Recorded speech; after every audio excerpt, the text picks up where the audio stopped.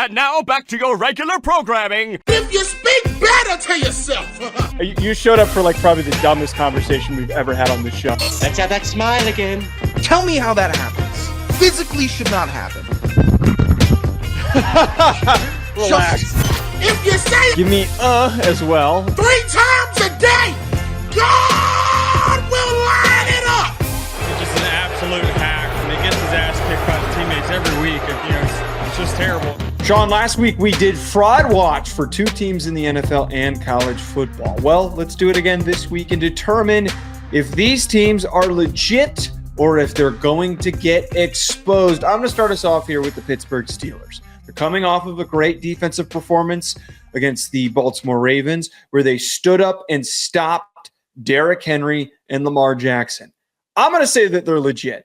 I think that this Steelers team has shown us that they can win with their defense, that Russell Wilson has revived himself enough to a degree to know how to play within the system, within the offense, to connect with an underwhelming receiving group to be able to produce just enough for them to be able to win games. You taking them fraud or not? Not fraud, and this is why. Somehow the prophecy has unfolded 4 years down the line as Arthur Smith, as much pain as he caused the Atlanta faithful, he called his shot during quarterback free agency a couple years ago, and there was a lot of murmur about him wanting Russell Wilson as quarterback in Atlanta when there was a possibility of him leaving Seattle.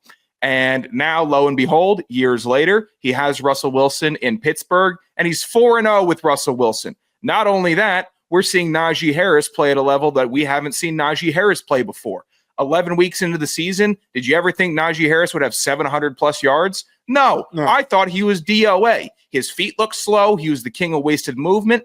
And somehow, Arthur Smith and the Pittsburgh Steelers on offense have him going. He only had 2 less yards than Derrick Henry in the last game against Baltimore. That's not what Najee Harris does in big games. He has 20 yards for 15 carries. That's what he did previously. The new regime has this Steelers offense acting differently, and they have enough players on defense, enough killers to make a real difference. They're right underneath the Bills and the Chiefs in the AFC. Super solid team, not fraudulent so far this season. I also think another piece to that too, Mike Tomlin has been one of the most consistent coaches at getting the most out of their teams every single year.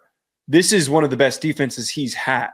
If I'm going to pick a team to be legit that we're questioning if they're actually as good as we think that they are, and the national perspective might be a little bit in wait and see mode, why wouldn't I go with the team that's got a Super Bowl winning coach that has outperformed expectations on a year in and year out basis? The second team here, this is a team that beat your team this past week, the Denver Broncos, coming off a 38-6 win over the Atlanta Falcons. They also had a close loss to the Chiefs, 16-14. They're third in the AFC West. Sean, I am going to go not fraudulent. I think it's quick to assume team with a rookie quarterback, team with a lot of no names on defense and in the receiving core, that it'd be easy to say that this team is fraudulent. I'm not going to go there. I think that the fact that this offense is able to connect with so many different receivers and that Bo Nix has gotten better every single week and had the biggest game of his career against the Falcons this late in the season, I'm going not fraud. I think that they will be the last wild card team in the AFC. The Falcons aren't good. This wasn't a good win. Oh, stop it. I don't want to come on. We're going to look back at this week and say, how did the Falcons score 6 on this team? That's what we're going to end up doing.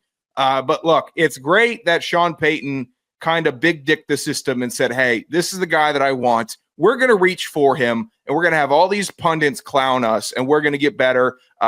Bo Nix and Sean Payton work together well. All those myths on the sidelines early in the season, they look like just 2 pals joking around now. But Denver does not have the star power on offense to make them not fraudulent. Bo Nix, not a star quarterback yet. Is he improving? Yes, but he still has faults. And when we see Denver play a good team, those will be exposed. The running back by committee situation, fine running backs, not great. And the receivers, it's a lot of no names outside of Cortland Sutton. And you never know if Marvin Mims Jr. is going to show up. So the inconsistencies on offense really make me think that this Denver Broncos team won't slide, but they're not going to be a world beater. The defense, fantastic, but the offense is still limited. So I have them in the fraud category. Understandably, there are games on the remaining part of their schedule where they're probably not going to move the ball offensively on. But let me read this final stretch here. We've got the Raiders this upcoming week. They've got the Browns, the Colts, the Chargers, the Bengals, and the Chiefs for a final time. I see a schedule that is super winnable. I see a schedule where I can get 3 wins out of the next 5 games and be just enough over 500. Even if they only win 2 games in that stretch, they'd still be just enough over 500, I think, to be that last team in. I think they end up 8-9 and not 9-8. They missed the playoffs. So you think that? So you're basically saying that they're going to lose. They're going to beat the Browns. They're going to lose to the Chargers. Oh, so they've got 6 games left. So like you're saying that they're going to lose. They can't, out of the Raiders, Browns, and Colts, they can't beat, and Bengals, they can't beat one of those teams. I think they lose to the Bengals. God, I forgot they played the Colts. Jesus, maybe they do win 3. Maybe the Colts show up and get hot. If the Anthony Richardson that showed up this past weekend shows up, they beat Denver. But if he doesn't, maybe they do get 9 wins. Maybe I'm full of it. All right, college football frauds or not. Indiana has been the subject of a lot of debates this week after the latest college football playoff. The SEC homers are demanding that we put 9 SEC teams in, and Indiana doesn't belong 100 feet of the college football playoff.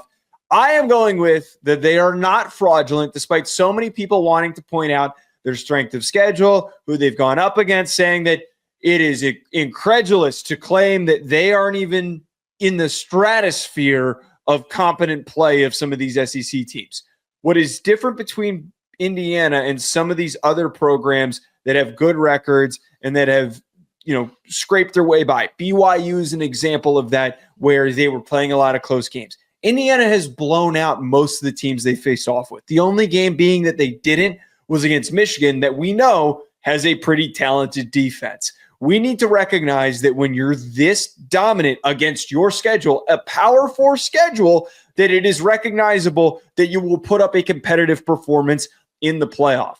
I don't know if they win their first game, but I think at the very least, they would go shot for shot with any of these SEC teams, Alabama, Tennessee, probably not Georgia, that we keep bringing up, Texas A&M, Texas, that they could stay competitive in any of those matchups. They only have 1 game that they haven't won by 2 scores or more, and that was Michigan. I think if they were frauds, we would have seen it by now. They would have been like some other teams and dropped one to a MAC program early in the season and would have had to climb out of that hole. We would have seen them maybe lose to Maryland or a Northwestern, something that makes you scratch your head and it's like, man, they're good, but I'm not so sure. That was a weird one. It hasn't been weird. They dropped 56 on Nebraska. Nebraska's been better this year. I know a lot is hinging on this Ohio State game this week, but if I'm looking at through the season right now, Indiana, less fraudulent than Penn State, in my opinion, less fraudulent than Iowa, in my opinion, less fraudulent than a lot of these Big Ten teams. So if I'm scaling it out for their season, and especially in their conference, they're legit. They're a legit threat. And if you are good enough to have national pundits saying you should sit your quarterback in the before the biggest game of the year, that means you did something this season.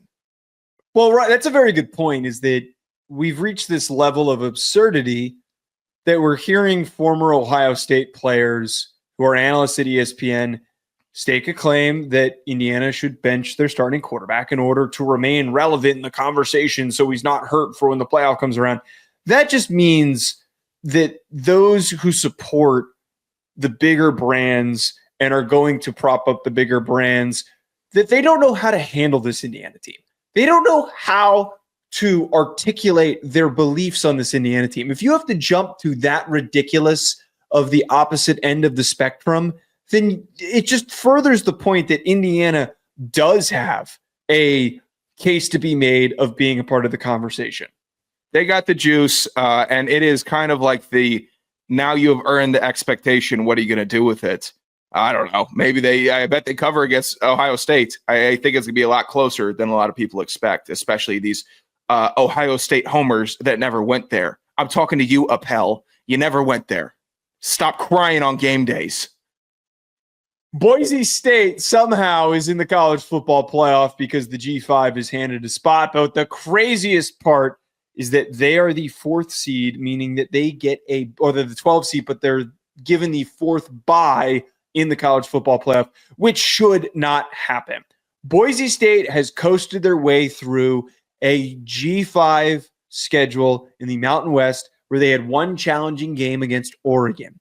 I think that Boise State is fraudulent. This has all been the story of Ashton Jeanty, and that alone. We got in on the hype early, and he's played fantastic, but nobody's paid attention to the rest of their team. Nobody has paid attention to their quarterback play or their defensive play. Everyone's just watching the freaking highlights on Twitter. You don't know what you're looking at. You don't know what you're talking about. The real impressive G5 team that deserves a shot is is Tulane. Tulane faced off with Oklahoma and they faced off with Kansas State, and they put up big fights against those teams, and they looked competitive. Be willing to challenge yourself, and they also play in a more difficult conference. I don't think Boise State is as good as everybody makes it out to be. Their running back has 300 yards less than their quarterback on the season. They're good enough. Ashton Jeanty. You mean rushing compared to passing? Rushing compared to passing, okay. Yes. Ashton Jeanty is good enough for the CFP. We deserve to see him in the CFP. That's a different argument than fraudulent or not. I will admit that. But they're not fraudulent. Wait, that's going to ruin the season for me because they're going to play Georgia, and he's going to go 20 carries for 20 yards. And then we're going to sit here and say, why the hell did we feel the need to put them in there when Tennessee could have gone out there and gotten revenge for the loss that they suffered early in the year? He would get 100 on Georgia. He would get 100 yards and a touchdown on Georgia. You're on crack if you think that 100 on Georgia. He would get 100 on Georgia. You need to respect some of the defenses that he's gone against this year. Name them. San Diego State. Yeah, that's real comparable to Georgia. San Jose State. Yeah, real comparable to Georgia. Portland State. Whooping Cough University. I'm joking around, but when they played the now number 1 team in the nation in Oregon, they lost by 3, Joe. That should be enough of an indicator to let you know that they're built. Put Idaho in the college football playoff. Put Idaho in the college football playoff. They're built to play at least the 6th seed, whatever. Anybody but they in the shouldn't middle. have a bye. It's fine. I don't think they should have a bye. I don't think they will have a bye. But also, hey, Colorado or Big 12, play better so you're not having your bye taken by the freaking G5. I think that's a bit ridiculous, and I don't think it's going to shake out with Boise State with a bye. I want to see Boise State maybe host a home game in the playoffs. That would be sick. Put them on the blue turf. I'd also argue that Army, if they play a close game against Notre Dame, they should be in the conversation over Boise State. But we'll see. We also got today, we're going to talk a little bit about the Ray Lewis news of him being a finalist for the FAU job, or not a finalist, but a favorite for the FAU coaching job, as well as our best bets. Sean, can you share with our listeners where they can bet on Bet Online? Yeah, I'd love to. If you are enjoying the NBA Cup tournament, NBA in-season, preseason tournament, whatever you want to name it, you like seeing Dalton Connect go for 25 with the Lake Show, head to Bet Online and snipe some of their lines. They're always nice and tasty. All the bets that me and Joe are taking later on in the show are premier Bet Online spreads. It's the world's most trusted betting platform, your number 1 source for online wagering. They have the largest selection of odds from everything football, what you should be betting, NBA, degenerate $2 12-leg parlays, college basketball, call the number, NHL, you're a sicko in the Midwest, UFC and MMA, okay, that's just your world.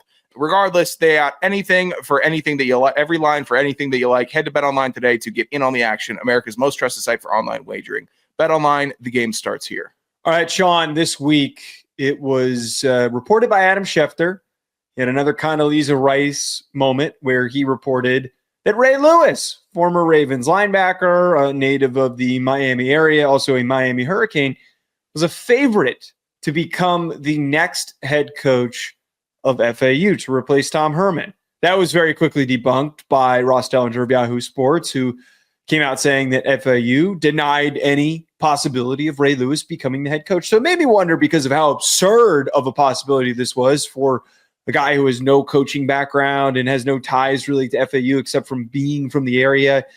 we want to create the next Deion Sanders. We're going to do it every single offseason. So at either level, what could be the most ridiculous option for a team to hire? I got the first one here. Terrell Owens for the Dallas Cowboys. I think that is the mentality that the Dallas Cowboys need. Now, there's been speculation. Maybe Deion Sanders goes there. Why not go with the next best thing, the receiver version of Deion Sanders in terms of his mentality? You got more confidence. I think that the team would have more swagger. More importantly, I mean, you get to pan over to the sideline and you've got the most jacked coach in all of the NFL who's going to be dripped out on the sideline. I want Terrell Owens on the Cowboys sideline. Well, I would love to see T.O. coaching men, and I think he would be able to inspire some, as he was a former player that played in the Super Bowl with a broken leg. And I think that story would resonate with some of these younger players, say, hey, I'm cut from a different cloth. He would try to play in games because he's been petitioning for that. Which is all the more reason. In his late 40s, he's been petitioning to go back to the NFL and play. We already got the ceiling falling out in Dallas. We got controversies over the sun. This is why it's perfect. No. This is catastrophe. It's a circus, so make it even more of a circus. The post-game press conferences would be electric. The post-game handshakes would be electric. There'd be minimum 3 flights the entire season. Jerry wouldn't let somebody that likes attention more than Jerry coach the Dallas Cowboys. He would be fighting with the owner to get in the post-game media scrums. I don't even know why Jerry does that. He sprints that. Dukes was making that point this week. Every week after huge losses, Jerry Jones, the first person you see in the media scrum. If I'm the owner of that team, I'm on my limo going back to my home to sit in the dark, not to mix it up with all the Dallas Cowboys reporters. I think it would be a total hot mess. As much as fun as it would be to see, I don't think that would really be a successful plan for the Dallas Cowboys. All right, what coach would you want to shove into a very odd situation? We are making a baller quarterback mentality hire. Jay Cutler replacing Eberflus in Chicago. I want Jay Cutler to go in there and reinvent Caleb Williams. Hey, Caleb Williams, you were the number 1 overall pick. All right. Look what I did. Look what I was able to do. I'm a living legend. I came from Vanderbilt, and I came to Chicago, and I threw a bunch of deep touchdowns and picks, and people still love me for it. Enough of the nail polish. We're going to get you a crispy fade, and you're going to go out there and just stunt on people because you're Caleb Williams, and you can do that. I actually don't hate this because I think you would bring out the gunslinger mentality in Caleb Williams. So I kind of actually, this wouldn't work, but I think that it's worth postulating on. I think it would be worse post-game press conferences than the TO. I'll give you that. I think his apathy and frustration would definitely seep through. It could be. I also don't know if Jay Cutler's patience is really thick enough for a full NFL season of poor O-line play and corners getting burned. All right, so say theoretically Mike Elko doesn't work at Texas A&M, or say he moves on to the NFL or to another job. I say that their next head coach should be Johnny Manziel. Now, this is as stupid and as lazy as it could get, but his name could get brought up. I could totally see it getting brought up. Bring back the all-time vibes play to your university. You are finally getting stability with Mike Elko. Yeah. You go from F that. The most Texas A&M thing ever. Right. You go from Jimbo Fisher, disaster, to Mike Elko, grown up that's actually healing the program in one season, to Johnny Manziel, disaster. Yeah, you're going to go in the opposite direction. They've gone in the opposite direction and it's working. I don't know if the magnetic poles shifting again would help them. Johnny Manziel at Texas A&M. I don't even know what he would sell out. Really bring. He would just be an attention play. I don't think it would bring very much other positivity. I tell you, I know they sell out all the time, and I know it's been reportedly a loud stadium.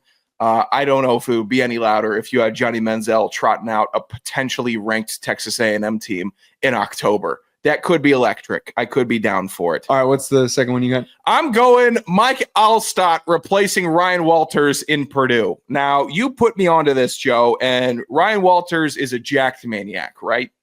He is. He's got big biceps, a big neck, but he doesn't have Purdue winning. So what do we need to do? We need to get somebody that's even more jacked with an even bigger neck. Mike Allstott, former Boilermaker, who makes Ryan Walters look like a pussy, which it's hard to do. I think bring in the A train and let Purdue start running the rock. This actually makes too much sense. This is exactly the Ray Lewis thing was obviously it seems like it was fake and there was no validity to it. But I had imagined that the reason why this rumor started is because some sicko in the athletic department pitched this. What if we go and get Ray Lewis because of XYZ reason? I think that the one meathead at Purdue, which there's not very many of them, the one meathead at Purdue probably would try and pitch this. And I could totally hear this pitch meeting happening. I want to see him recruiting the Dakotas and Minnesota, 40 and Iowa fullbacks on one team. Just give me the biggest dudes you can find, and we're going to play some bully ball. Just a bunch of bodybuilders. It's not even a bunch of football players. It'll look like that Nebraska O-line from 1995, where bunch of neck rolls. Just all neck. Rolls. That's what I want to see. I want to see Mike Allstott looking like he's going to explode on the sidelines. I forgot he played at Purdue. Yeah, I guess so. Wait, did he play at Purdue? He did, yes. Okay, so you checked. I did check. Okay, yeah. okay. I was looking for coaches on the hot seat, and then Mike Allstott, Purdue. Oh, that's going to be a fun one. I'd love to hear if anyone in the comments could let us know another stupid idea. Would love to get some more. All right, let's move on to best bets for the week. For week 13 of college football. I shit the bed. Yeah. Put your hands down. Put your hands down. Put your hands down. 45%. I'm going to beat you 2-1 in our picks segments in FC Estimates and in the NFL. So I don't want to hear it. FC Estimates is drawing close, friendo. So don't think I'm up by 4. We got a whole nother week and playoffs. We've never picked the playoffs. Yes, we have. We've never picked the playoffs. This is history. Of course we have. All right. Well, I'm still going to beat you. That's not going to happen. 2 weeks remaining because there's that many playoff games. Yeah, that's fine. I can get back. How about you don't go 0-3 in college? God, F you. Sorry. All right, this upcoming week, my first pick. I'm going with Colorado, -2.5 versus Kansas. This is recency bias that this line is so close. The same exact thing happened against Texas Tech, where the line was close. Texas Tech was coming off of the Iowa State win, and suddenly people thought the game was going to be competitive. But Texas Tech didn't have the guys on defense to keep up with the receiving core and the passing attack that Colorado possesses. Kansas's defense is the same exact way. They've got some good corners. Kobe Bryant's a great player, but I don't believe in the rest of their defense, especially a pass rush that is not getting home to produce anything on this Colorado offensive line. They're going to cover. They're not going into a difficult road environment because this game is at Arrowhead because Kansas does not have a usable stadium at the moment. I feel great about this one. Colorado has made me a lot of money recently. I'm taking them to cover again. Give me Colorado -2.5. That's a fine pick. Them boys are rolling. I am going with the hot hand, a.k.a. 1 week win. We're going to try to stratagem it up into the next week. That's Illinois giving one versus I'm rooting against you on this. Rutgers. Illinois, better team than Rutgers. I like Luke Altmaier this year. I like him. He throws touchdowns and doesn't throw picks. 18-3 on the season. That's a great ratio. Rutgers, fine. Kyle Monangai, very fun player. But you got one player. Other than that, and a big left tackle that's as big as a mountain. I will note that. We watched his film. He was very fun to watch. But I'm going with the hot hand. I found that my worst weeks was when I was overthinking the bets. And this week, maybe I'm underthinking, but I like Illinois over Rutgers. It's the smart play. Terrible pick. It's a pick 'em. My next game, Arizona State -3 versus BYU. BYU was exposed. We called them frauds on the show. They did not have the defense to slow down Kansas's rushing attack in critical areas. And we also watched Retzlaff completely piss down his leg with the interceptions that he threw.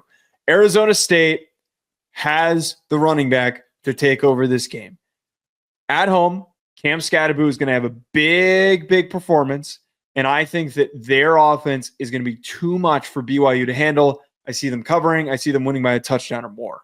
I saw they gave Scatterboo his own burger on campus. Yeah. It looked decent. I think it was a tahini avocado spread also on it. Okay. Yeah, it seems like an Arizona State burger, but Good for him. They're rolling. Joe, I'm going to need you to help make sense of this line for me. Texas A&M only giving 2.5 versus Auburn. Why is that even possible? Why am I allowed to take this line? Why am I allowed to, on a Wednesday Because night, Auburn's scrappy. put a whole bunch of money on Texas A&M, who's going to smoke Auburn, who is going to annihilate Auburn? Well, I do not respect Auburn. I have been burned by Auburn doesn't this respect year. you. That's fine. Auburn's had an awful year. They lost to Vanderbilt, lost to Missouri, fraud. They've had opportunity. They lost to Cal. They've had opportunities to have non-fraudulent performances. They keep on pissing down their legs. Texas A&M, I know they've got a lot of momentum right now, and they're right in the mix of as a two-loss SEC team. I wouldn't call it a lot of momentum because they're coming off of getting their asses kicked by South Carolina. They're in the noise, I'd say, with all the two-loss SEC teams. Who's a whole the lot of best? shouting, yeah. But I think Texas A&M absolutely decimates Auburn. I don't care that it's at home in Auburn. My last betting pick, Vandy plus 7.5 versus LSU. LSU has not been anywhere near the level of expectation that we had for them. They have been playing close games with bad opponents, and more importantly, they're coming off of a loss against Florida. As much as I would think that this is a game where it's get right for Brian Kelly, Vanderbilt offensively, with Diego Pavia and the way that they require opposing defenses to play fundamentally sound, I think is too much for an LSU defense that has gotten gashed by multiple opposing rushing attacks. They will not be able to slow down this Vanderbilt offense. And I think at the very least, just like Vanderbilt backdoor covered against Texas, that they'd be able to do the same thing against LSU if they go down by more than one score. Oh, have you? Okay. You know what? I've been on the Vandy train. That's fine. I only worry about LSU being pissed off after losing to Florida. Yeah, but like I see at the very least, if they start smoking them, that Vandy just climbs back in at the end. The same basic thing happened against Texas. Yeah, I guess so. I'm fine with that. I like Vandy. Great story. My final pick, let's keep the good vibes rolling, people. Let's keep on cheering for America's team, the team we all want to root for, the team that we're all in on. That's Notre Dame. They're giving 14.5 versus Army. They've done it. They've crawled out of the hole. They're finally back in the top 10, 6 even. So I know maybe we don't have that many big bads in college football this year, and seeing the parity, and maybe it's a fraudulent 6 and everyone's complaining about Notre Dame. But everyone in this room is big fans of this Notre Dame. Shut your team. mouth. I hate when you do this. You're just doing a meme pick. We're all supporting. They beat. You're an asshole. They beat You're Navy by 35. Atlanta more often. Yeah, you should. You make a lot of money. There's nothing worse than it's not even you betting against Notre Dame. You're betting in favor of Notre Dame. You're just a piece of garbage. I'm rooting for them. Every time I bet on Notre Dame, I win money. You know why? Because they cover against. They just cover. All right. They win games, and they've been hot. What have they strung along? 8 straight wins, 9 straight wins. That's great. I love it. I don't think asshole. Northern Illinois You're won't happen again to Army. You're a bad person. They smoke Navy. They could beat the military schools by more than 2 scores. I like it. Genuinely a bad person. Well, I feel pretty good about my NFL bets as I went 3-0 again this past week. Eat shit. 28-5 on the year, 76% correct. Sean goes a measly 2-1, 17-15-1 on the year. He's got a 52% accuracy. You're not going to be able to catch me. Despite how dominant I have been. Screw you. I'm predicting the late season fall off for You've been Joe predicting DeLeone. a fall off for weeks. I don't know how you keep going 3-0. It doesn't make sense. It can't. I am just compute. a finesse god. I don't even take these bets on my own. That's the worst part, is that I'd be up so big if I was taking these bets. I keep forgetting to put my bets in on Sunday morning. The amount of money I wager on Sundays is ghastly. Well, maybe if you put my bets down, that you'd be making more money. I refuse, because they all look bad on Sundays and they all hit somehow. I don't get it. All right, my first one: Giants +6 versus the Tampa Bay Buccaneers. We've done this multiple times this season, and it keeps hitting. We keep coming back, and it keeps hitting. This is the logic. New starting quarterback. Head coach is fired. For some reason, it is a phenomenon in sports. It doesn't happen every single time, but whenever this happens, a team will suddenly rally and they'll play one of their best games.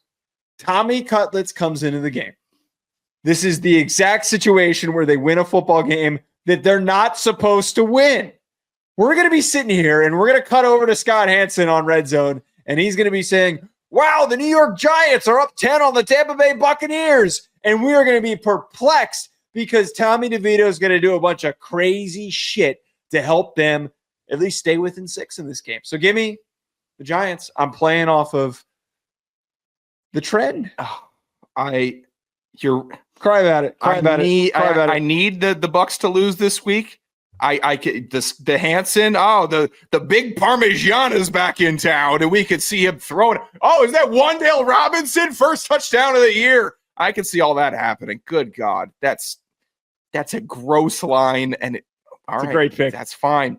My first pick: Lions giving 7.5 versus the Colts. The Lions won't quit. They won't stop. And I know the Colts are better than the Jaguars. I don't foresee them putting up 51 points. But you can't look me in my eyes and tell me Detroit couldn't put up 42 on Indianapolis. And the Indy offense, it's trying to still find its footing. The Lions are the hottest team in football and the best team in football. I like this line a lot. I don't know why it's only 7.5. To think that it's going to be close enough at the end of the game where the Colts lose by only 1 touchdown, insanity. I think the Lions drop it on them from the beginning and don't let up. They are rolling like no other team. Really creative. Go with the Lions to cover in a football game. Very, very creative of you. This is why you are 8 picks behind me. Texans minus 8.5 versus the Titans. Another trend that I have had success betting with, which is betting against the Tennessee Titans. Real creative, pal. They are everybody. Hey, man, if you've got something, if I'm running halfback dive and I'm getting 4 yards of carry every single time, I'm going to keep calling halfback dive because it means we're getting first downs, we're getting touchdowns. If you can't stop it, then figure it out on your end. I think the Titans are the walkover team this year. They've got no identity. They ain't got shit going on. They can't do anything right. And the Texans, they need that get right. They need a bounce back. They had a great game against the Cowboys, but they've been rusty in spots this year. This feels like a game where the offense really comes out to play and they win by 10 plus. I would hate it if Mixon didn't have 3 touchdowns on Monday Night Football. But if he is rolling, the Texans are rolling. That's a fine pick. I hope you lose it. My next pick here, Steelers given 3.5 versus the Browns. We already noted in the show that the Steelers are not fraud watch. The Browns aren't even good enough to be put on fraud watch. They just are on stank ass watch. So I think the Steelers continue the heater. Who's going to do it? Jameis Winston's going to throw 3 touchdowns, no interceptions. Not going to happen against this defense. The Steelers just win by a touchdown. They will do it. The Browns might not even eclipse 10 points in this one. Don't mind that one. I was considering taking that one. Broncos minus 5.5 versus the Raiders. Easy to bet against the Las Vegas Raiders. They are another team that does not have any bit of a pulse on offense. And we already saw these two teams face off. The Broncos smoked them. They are a hot team right now, as we talked about at the beginning of the show. They've got juice. They have confident offense. They're moving the ball down the field. Their defense is playing super stout, and they're very tough to move the ball on. If they were able to completely shut down the Falcons' offense, I've got no faith in the Raiders. I think that they're going to hang 30 on them, and they're going to beat them very, very easily. I put this line in the doc twice for myself with forgetting that you had it. So you wrote it down. You're like, oh, Joe took it, and then you deleted it, and then you wrote it down again. I wanted this line. I'm so a savant. Badly. That's a good one. Savant. My final pick. This is going to be a sweat show. I might catch flack for it. Commanders giving 10 versus the Cowboys. It is so potentially trappy. The Commanders defense, I know, has its flaws. Hold on. Why would you take... Man, that's a bad sell right there. Well, it's a different year. This one's got a chance to not work. That's a great sell right there. I'll tell you why I'm taking it, okay? If the Cowboys had Dak Prescott, even on a losing team, they cover this spread. If he was playing, even if he had one receiver and one tight end and a fat running back to hand the ball off to, then they would cover. but he's not in. They have Cooper Rush, and they refuse to play Trey Lance. If they play Trey Lance, I think maybe they don't cover. But since it's Cooper Rush, I think the Commanders are good enough to win by 10 against him. Jaden Daniels, star. I don't need to slurp him anymore on the show. Brian Robinson coming back from injury, very, very good. The offense is healthier. It's not just Austin Eckler running like Fred Flintstone out of the backfield and on big-time screens. I think the Commanders want to take this big step. They dropped one. They need to get it back, and they need to somehow now really get competitive with Philly after that stomping. How do you do that in this league this year, Joe? You take advantage of the dog shit Cowboys, and that's what they're going to do. At Joe DeLeone, at Sanderson Radio, at Hack City Pod. Leave a comment below what you think about today's episode. Hit the like button, hit subscribe. We'll talk to you folks later.